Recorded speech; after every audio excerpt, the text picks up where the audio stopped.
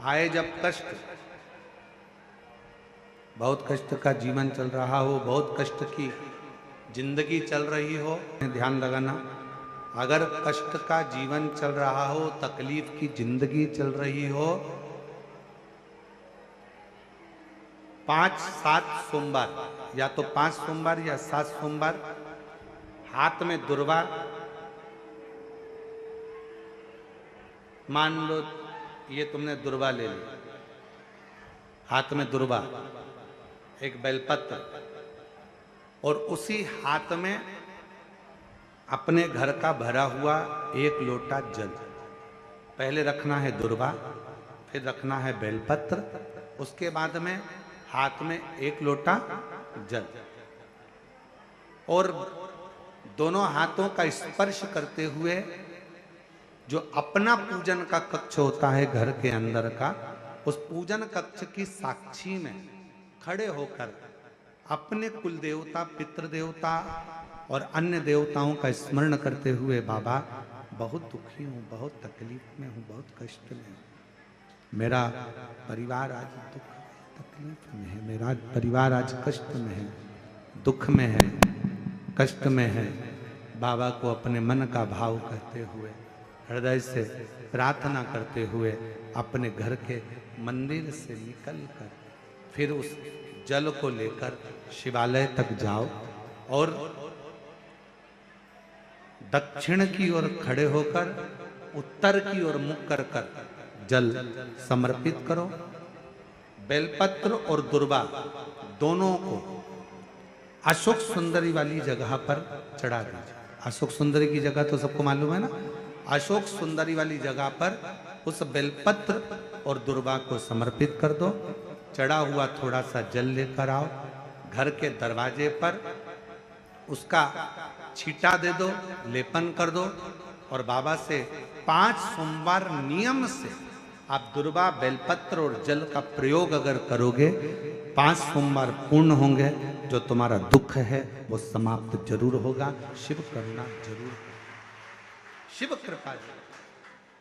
बस इसमें 3 चीजों का स्मरण रखिएगा। 3 चीजों शिव पुराण कर रही है, इसमें 3 चीजों का स्मरण करिए। पहले नंबर पर दुर्वा, दूसरे नंबर पर बेलपत्र, और तीसरे नंबर पर जब जल चढ़ाकर वापिस आओ तो अपने घर में प्रवेश के पहले देहली पर, चौखट पर, भगवान शंकर के अपने घर के द्वार पर शिव का नाम लेकर जल का सिंचन। 3, शिव जी की करुणा का गुणगान करने के लिए 3, जब आप तकलीफ में होते हो तो 3, शंकर को जल चढ़ाने वाला, 1 लोटा जल चढ़ाने वाले के पास 3 को भगवान शिव अवश्य भेजते हैं। दुख को समाप्त करने से पहले 3 को मेरा शंकर आपके दरवाजे पर जरूर भेजता है। पहले नंबर पर मां आद्य शक्ति दुर्गा को आपकी पड़ोसन के रूप में, आपके रिश्तेदार के रूप में, आपके कुटुंबी के रूप में, आपके संबंधियों के रूप में, किसी ना किसी के रूप में आपके पास भेजकर बोलेंगे, क्यों घबराती हो, क्यों चिंता करती हो, क्यों टेंशन लेती हो। मैंने सुना है कथा में, बाबा ने ये बताया था, एक काम कर, 1 बेलपत्र, 1 दुर्वा लेकर जा, बताएगी, आएगी, बैठेगी, सुंदर, उस दिन उसका चेहरा देखोगे आप तो आपको लगेगा ये मेरी पड़ोसन नहीं हो सकती। उसका चेहरा देखोगे तो आपको लगेगा ये मेरी देवरानी नहीं, ये मेरी जेठानी नहीं, ये मेरी ननंद नहीं, ये मेरा रिश्तेदार नहीं। आज इसका चेहरा कुछ और बोल रहा होगा। जब होगी तब कोई तुम्हारे कहेगा, धीरे से, सामने नहीं आएगा तो सुंदर स्वरूप धारण कर कर स्वप्न में आकर कहेगा। ऐसा लगेगा कोई तुम्हें जगा कर कह रहा है कि तू घबराना मती, तू ये कर लेना, समझ। धीरे से, सामने नहीं आएगा तो सुंदर स्वरूप धारण कर कर स्वप्न में आकर कहेगा। ऐसा लगेगा कोई तुम्हें जगा कर कह रहा है कि तू घबराना मती, तू ये कर लेना, समझ लेना, मेरे बाबा ने अपनी अर्धांगिनी पार्वती को तुम्हारे पास भेज दिया। मेरे शिव ने अपनी पत्नी को तुम्हारे पास भेज दिया, अपनी अर्धांगिनी को भेज दिया। दूसरे नंबर पर मेरे भोले बाबा, मेरे शंकर, मेरे त्रिकालदर्शी, मेरे करुणा सागर, मेरे शंकर। दूसरे नंबर पर अपने गण भृंगी को भेज देते। शिव जी के गण श्रृंगी और भृंगी का कर्म क्या? श्रृंगी शिव से दूर नहीं होता और भृंगी शिव जी की आज्ञा पाकर शंकर के भक्त के पास जाकर बैठता है। शिव जी अपने दूसरे पात्र को भेजते हैं भृंगी को। भृंगी दूसरे नंबर पर जाता है। उसका काम क्या है? भृंगी का कर्म क्या है? तो कहा भृंगी कभी भी सामने अपने प्रतिबिंब से नहीं आता, किसी का स्वरूप धर कर नहीं आता। भृंगी आपके हृदय में आकर भीतर से बोलने का प्रयास करता है। ये काम गलत हो रहा है, इसको रोक ले। तेरा मन से अंदर से बोलने का प्रयास करेगा, एक काम कर, तू वहां चले जाए, ऐसा हो सकता है, तू ऐसा कर ले, तू वैसा कर ले। वो बताने का प्रयास करेगा, वो आपको ले जाने का प्रयास करेगा, उस तक ले जाने का प्रयास करेगा कि ये कर्म कर, ये कर्म कर।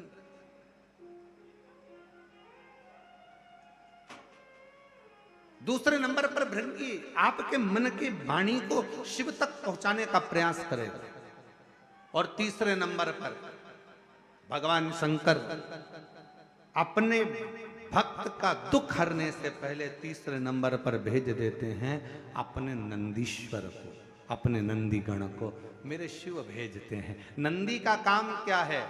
जैसे ही नंदी आता है, कोई व्यक्ति के रूप में, किसी रूप में, किसी फोन के रूप में, किसी कॉल के रूप में, किसी पत्र के रूप में, किसी मैसेज के रूप में, जब नंदी तुम्हारे घर में प्रवेश करता है तब वो तुम्हारे रास्ते को क्लीन कर देता है, रास्ते को साफ कर देता है, उसको मार्ग को प्रशस्त कर देता है। आप दिल से उससे कहो, जहां तार ना जुड़े। कोई कई जगह कहे ना, अभी हमने कहा कि हमारे बच्चे कहे यहाँ पर सिग्नल मिल रहा है, कोई कहे वहां सिग्नल मिल रहा है। अगर सारी दुनिया से हार गए तो फिर एक जगह पर जाकर सिग्नल मिलाना। एक बार शिव महापुराण की कथा में पहुंचकर बाबा देवादिदेव महादेव से अपने मन की बात कहकर कभी योग बन जाए तो उस कथा में आसन बिछाकर जमीन पर अपना आसन डालकर ये नहीं सोचना कि मैं वीआईपी कितनी हूं, मुझे कहां बैठना चाहिए, कहां रहना चाहिए। एक बार उस पवित्र प्रांगण में जहां बाबा की कथा हो रही हो, जहां बाबा कुबेर भंडारी का आनंदमय कथा कर तत्व ग्रहण करने को मिल जाए, वहीं पर रात्रि विश्राम कर कर बाबा से अपने दिल की बात कहकर अपने मन की बात जरूर कहना। ये निश्चित है मेरे बाबा से तुम्हारा सिग्नल जरूर मिलेगा और शिव आपकी बात को स्वीकार जरूर, शिव सुनेगा। 5 चीजें शंकर भगवान को चढ़ती है: जल, दूध, दही, शहद, घी, शक्कर, पंचामृत की वस्तु। पांचों हमारे जीवन को सार्थक करने वाले। दूध भक्ति का प्रतिबिंब है।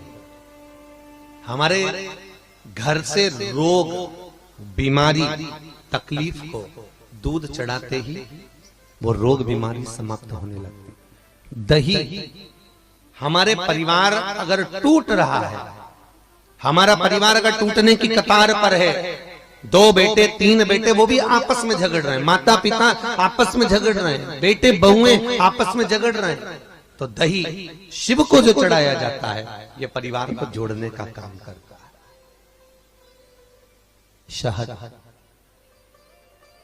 ये व्यक्ति के जीवन को, समृद्धि को बढ़ाने का प्रयास करता है। घृत, घी, हमारे घर में किसी की चिड़चिड़ वृत्ति हो तो उसको समाप्त करने का कार्य करता है। शक्कर, मिष्ठान, ये हमारे शंकर को इसलिए चढ़ाया जाता है कि हे भोलेनाथ, हमारी जिंदगी में ना जाने कितनी रुकावटें आई पर मिष्ठान की तरह वो जीवन हमारा सार्थक होता चले जाए। 5 चीजें शिव को समर्पित होती। पंचामृत, पंचामृत और चरणामृत दोनों को लेने का तरीका भी अलग अलग है। आप लोग लेते हैं, कभी मंदिर जाते हैं पंचामृत चरणामृत? सत्यनारायण की कथा करवाओ, देवी जी के मंदिर में चौकी करवाओ, कुछ भी पूजन पाठ होती है तो चरणामृत और पंचामृत दोनों मिलता है। आप लोग लेते होंगे। जब पंचामृत दिया जाता है तो लेने वाले को भी सोचना चाहिए कि किस तरह से लेना है। जब पंचामृत दूध, दही, शहद, घी, शक्कर जो मिला हुआ रहता है उसको जब हम लेते हैं तो उसको लेने के बाद में अपने हाथ को हम हृदय से लगाते हैं। किस चीज को लेने के बाद? जम के बोलो। पंचामृत, चरणामृत नहीं। पंचामृत लेने के बाद हाथ को हम हृदय से लगाते हैं। और चरणामृत अर्थात किसी मंदिर में गए, तुलसी जी पड़ी हुई है जल के अंदर और वो पंचपात्र में जल जो रखा हुआ है वो चरणामृत है। उस चरणामृत को जब हम लेते हैं तो उस जल को लेने के बाद में हम अपने हाथ को हृदय से नहीं लगाकर अपने मस्तक से लगाते हैं। उसका कारण क्या है? उसका केवल एक कारण है कि पंचामृत लेने के बाद हमने जो हाथ को हृदय से लगाया, उसका कारण केवल इतना सा है कि भगवान के स्नान की झांकी का दर्शन हमारे हृदय में बैठ जाए। और चरणामृत लेने के बाद जो हमने हाथ को सिर पर लगाया, उसका कारण केवल इतना सा है कि भगवान के चरणारविंद का जल जब हमारे मस्तक पर चढ़ेगा तो हम जैसे पापियों का भी उद्धार अपने आप हो जाए। दोनों को लेने का तरीका। और प्रसाद, कई लोग क्या करते हैं, प्रसाद लेने के बाद हाथ सिर पे रखते हैं। नहीं नहीं नहीं, नहीं, गलत। बहुत ध्यान देना साहब। बहुत सी चीजें हम अपनी जिंदगी में बहुत गलत करते हैं और फिर भगवान से ये विचार करते हैं कि भगवान हमारा कल्याण क्यों नहीं कर रहा, क्योंकि हम गलत कर रहे हैं, हम गलत धारण कर रहे हैं। वो एक व्रत होता है ना, माताएं करती है संतोषी माता का, उसमें क्या नहीं खाते हैं? जम के बोलो। खटाई नहीं खाते। अच्छा ईमानदारी से बोलो, तुम 16 सोमवार शुक्रवार करे तुमने संतोषी माता के, तुमने 10 शुक्रवार करे संतोषी माता के, और संतोषी माता ने तुम्हारी नहीं सुनी तो तुम जगत में कहोगी बताओ माता जी के हमने तो व्रत करे और माता जी ने हमारी नहीं सुनी। पर तुमने व्रत करे तो करे कैसे? तुमने धारण तो करा कि शुक्रवार को खट्टा नहीं खाना है, पर संतोषी माता के व्रत को तुमने अच्छे से धारण नहीं करा। तुमने उसमें पढ़ा कि खट्टा मत खाओ, पर संतोषी माता के व्रत को अगर अच्छे से धारण करोगी, गणेश जी की बेटी है संतोषी, और संतोषी के व्रत को अगर तुम अच्छे से धारण करोगी तो सबसे पहला प्रसंग आता है कि खट्टा मत खाओ, और साथ में यह भी याद रखो कि खट्टा मत बोलो। अब मालूम पड़े शुक्रवार का व्रत रख लिया, खट्टा नहीं खाऊंगी, खट्टा नहीं खाऊंगी, और सबसे झगड़ा करती फिर रही, जरा जरा सी बात में लड़ रही, जरा जरा सी बात में खट्टा बोल रही, तो व्रत लगेगा? अरे बोलो तो जी जियो, अरे बोलो अच्छे से, लगेगा? व्रत का फल मिलेगा? नहीं। और जगत में कह रही मैंने तो व्रत भी करे पर फायदा नहीं हो रहा, मैंने तो व्रत भी करे कोई लाभ नहीं हो रहा। तो भगवान भी बोले लाभ कहां से होगा? खट्टा खाया नहीं पर खट्टा बोला तो, और खट्टा अगर बोल दिया तो लाभ क्या होगा? उसका भाव। अब शंकर जी की बात लेके, शंकर जी के मंदिर में गई, वहीं का लोटा, वहीं का पानी, वहीं का महादेव उठा उठा के चढ़ा रही है, तो तेरे को कोई फायदा होगा? अरे बोलो तो जरा जम के।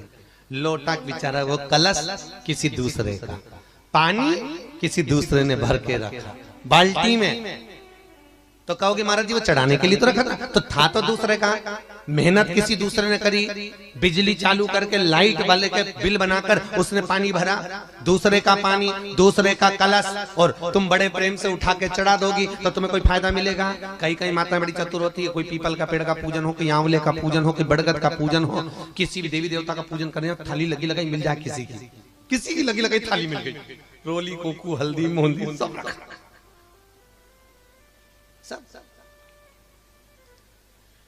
और सब उठा उठा के सब चढ़ाया, और बेचारी जिसकी थाली थी थोड़ी देर बाद वो आई तो आके देखा तो सब गायब हो गया, सब। और पूछ भी रही थी यहाँ सामान रखा था बताएंगे, तो कि वो एक आई थी लीलाबाई, सब चढ़ा के चली, सब चढ़ा। लाभ किसको हुआ? बोलो जम के। जिसने चढ़ाया उसको कि जिसकी थी उसको? अच्छा जम के बोलो जरा, यहां तक आवाज आना चाहिए। जिसकी थी उसको लाभ। शमी की जो पत्ती होती है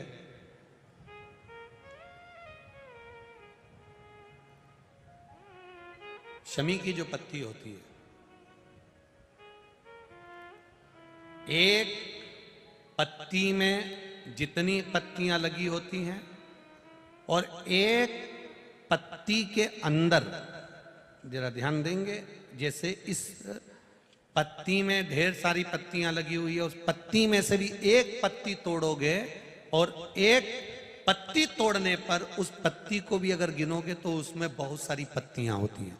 आज प्रयास करना, अगर कहीं आपको शमी की पत्ती मिले तो जैसे ये पत्ती, इस पत्ती को तोड़ा गया, इस पत्ती में से एक पत्ती निकाली गई और एक पत्ती निकालकर आप धीरे से रखना, और उसमें भी बारीक बारीक बारीक बारीक बारीक बारीक बहुत सारी पत्तियां नजर आती हैं। शिव महापुराण की कथा कहती है, जो सोमवार की अष्टमी हो या प्रदोष का व्रत हो या 12 महीने की शिवरात्रि हो या किसी भी दिन प्रदोष काल के अंतर्गत शंकर भगवान को एक शमी का पत्ता कोई भूलवश भी समर्पित कर देता है, तो जितनी एक पत्ती में पत्तियां होती है और उस पत्ती के अंदर भी एक पत्ती को तोड़ने के बाद जितनी पत्तियां होती है, उतने जन्म मृत्यु लोक में मनुष्य के नहीं होते। 84 लाख योनियों में से वो योनियां कट जाती हैं और देव योनि प्राप्त हो जाती है। एक शमी पत्र की इतनी महत्वता है,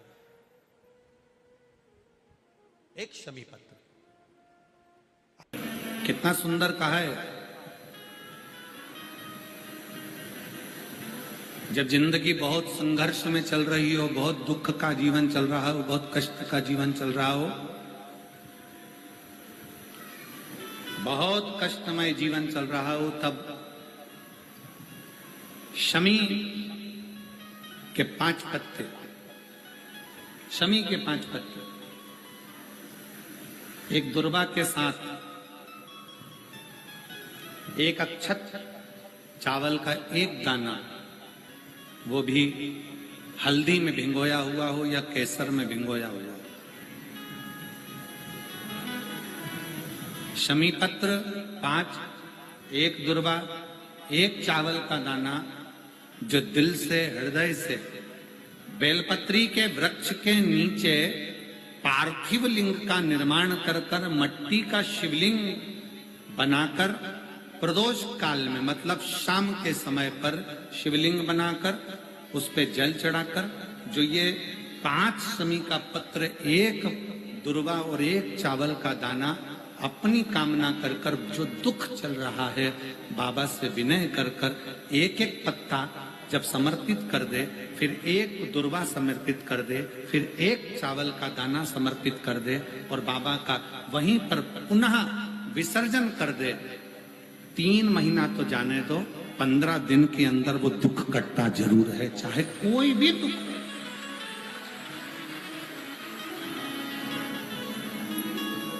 कोई भी दुख क्यों, किसी भी तरह का दुख क्यों। और ये शंकर की आराधना, शंकर की पूजन। एक बहन बैठी है यहाँ, कई लोग कहते हैं अगर हमारे घर में शिवलिंग नहीं है, शंकर का अगर शिवलिंग नहीं है, तो फिर हम शंकर की आराधना कैसे करें। हम आपसे एक बात कहना चाहेंगे, अपने घर में एक छोटा शिवलिंग होना चाहिए, होना चाहिए।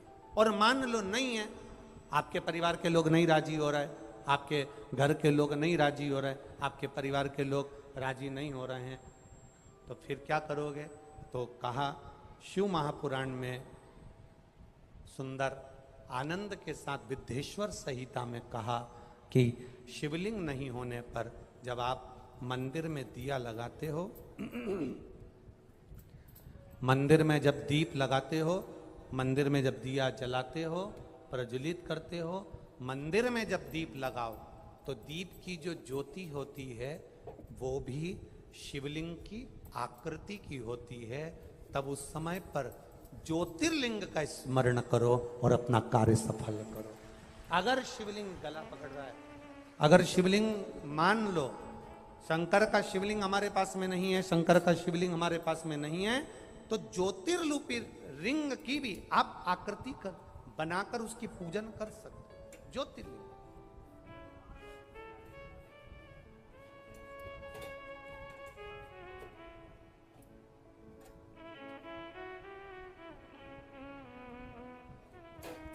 क्या बोलते हैं आप लोग, मन मेरा मंदिर आंखें दिया बाती, होठों की है तालियां रोम फूल बाती, रोम रोम जीभा तेरा नाम पुकारती है माँ तेरी आरती। तो जिस दीप को आप प्रज्वलित करते हो, जिस दिए को आप जलाते हो, जिस दीप को आप प्रज्वलित करते हो, उस दिए की जो बाती में जो अग्नि रहती है वो भी लिंग का स्वरूप है, वो भी लिंग का स्वरूप है। इसको हमारे यहां ज्योतिर्लिंग कहा गया, ज्योतिर्लिंग नहीं, ज्योतिर्लिंग कहा गया।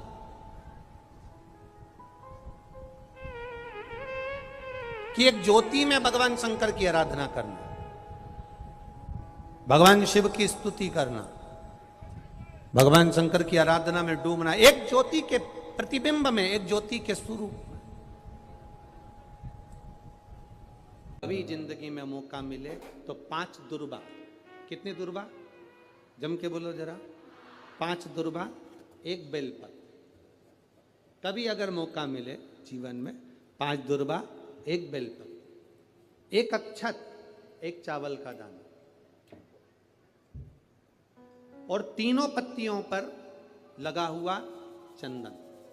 बेलपत्र की जो 3 पत्ती होती है, इन तीनों पर लगा हुआ चंदन, दुर्बा, बेलपत्र, चावल का 1 दाना मध्य पत्ती पर रखकर, जब भी आप अपने हृदय से कोई सरकारी गतिविधियों में कहीं फंस गए हो, सरकारी कोई केस चल रहा है, कोई सरकारी चीजों में अगर तकलीफें आ रही हैं, तो शिव का नाम लेकर आप अपना कर्म जरूर करना, मेहनत जरूर करना।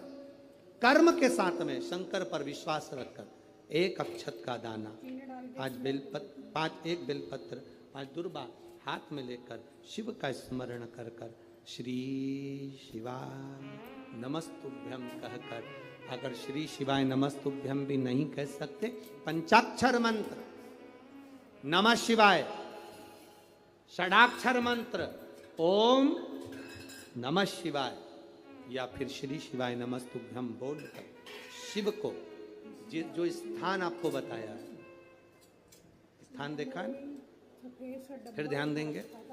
अशोक सुंदरी से शिवलिंग के बीच की जो खाली जगह देख रहे हो आप लोग, एलईडीओं पर ध्यान देना।